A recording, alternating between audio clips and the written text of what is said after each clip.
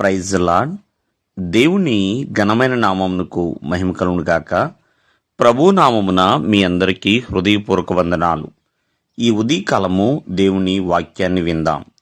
ద్వితీయోపదేశ ఖండము 30వ అధ్యాయము 10వ వచనము. నీకు మేలగునట్లు నిన్ను వర్ధిల్ల చేయును. ప్రియమైన వర్లరా, మరి దేవుని యొక్క వాక్యాన్ని మనం చూద్దాం.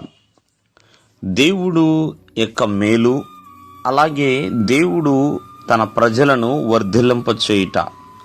ప్రియమైన వర్లారా, ఒక మనిషి వర్ధిల్లాలి.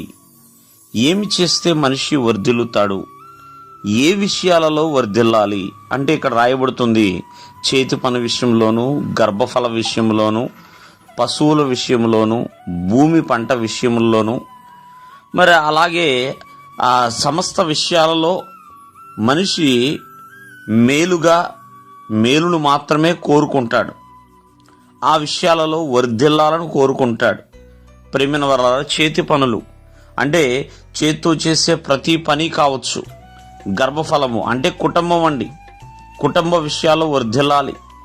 అలాగే పశువులు కావచ్చు, పొలాలు కావచ్చు.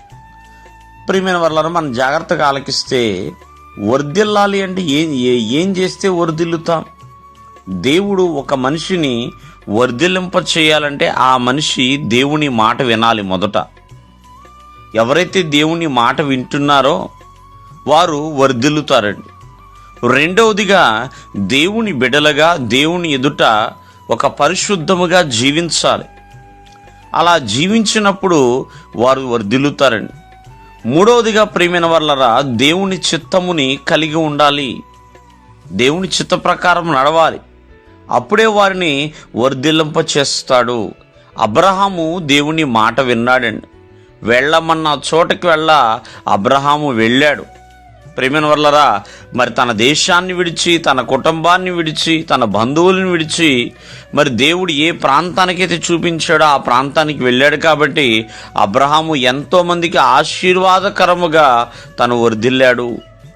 కాబట్టి దేవుని మాట ఎప్పుడు కూడా మనం పెట్టకూడదు. అలాగే ఏ స్థలంలో ఉన్నా సరే పరిశుద్ధంగానే జీవించాలి. అలా పరిశుద్ధంగా జీవించినప్పుడు వర్ధిల్లుతాం. యేసేపు పరిశుద్ధత విషయంలో మనందరికీ చక్కటి మాదిరిగా ఉన్నాడండి, పరిశుద్ధంగా ఉన్నాడు. అలాగే దేవుని చిత్తాన్ని చేయాలి. యేసుక్రీస్తు వారు కూడా ఒకటే మాట అంటారు, దేవుని కుమారుడై ఉండి కూడా తండ్రి నా చిత్తము కాదు నీ చిత్తమే అన్నట్లుగా. మరి దేవుని చిత్తాన్ని నెరవేర్చిన భక్తులుగా ఉన్నప్పుడు ఎప్పుడు కూడా దేవుడు వర్ధిల్లింప చేస్తాడు. మరి ఇవే కాదు, ఇంకా సమస్త విషయములలో కూడా వర్ధిల్లింప చేస్తాడు. కాబట్టి ఎల్లప్పుడూ కూడా దేవుని మాట వినేవారిగా, దేవునిలో వర్ధిల్లేవారిగా ఉండాలి. దేవుడు మిమ్మల్ని ఆశీర్వదించును గాక. ఆమేన్.